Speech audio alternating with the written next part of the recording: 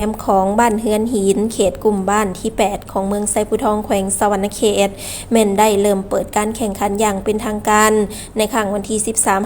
13-14 ตุลา2025โดยการเข้าร่วมของท่านภูสวรรค์เทพศรีทาห้องเจ้าเมืองไซภูทองมีบรรณาธิในคณะประจำผักเมืองหัวหน้าของการคณะของการในบ้านพร้อมด้วยคณะทีมเรือส่วงเข้าร่วมอย่างคึกคืนม่วนซื่นซึ่งการแข่งขันมีเรือเข้าร่วมทั้งหมด20ลำเป็นเรือประเภทน้อย12สีพายได้แบ่งออกเป็น2สายคือสายกอและสายขอ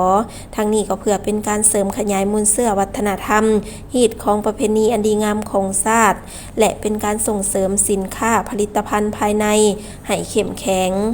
ทั้งเป็นการเปิดโอกาสให้ประชาชนได้แลกเปลี่ยนซื้อขายและได้เต้าโฮมความสามัคคีผลการแข่งขันในรอบชิงชนะเลิศอันดับ1สายกอได้แก่เรือสป.ผู้ชนะบ้านสีสว่างใต้เมืองไซภูทองได้รับรางวัลเงินสด5 ล้านกีบพร้อมขัน1หน่วยอันดับที่2ได้แก่เรือสาวสวยประภัสสรบ้านนาโคเมือง2คอนได้รับรางวัลเงินสด3 ล้านกีบพร้อมขัน1หน่วยและอันดับที่3ได้แก่เรือแก้วฟ้ามีไซ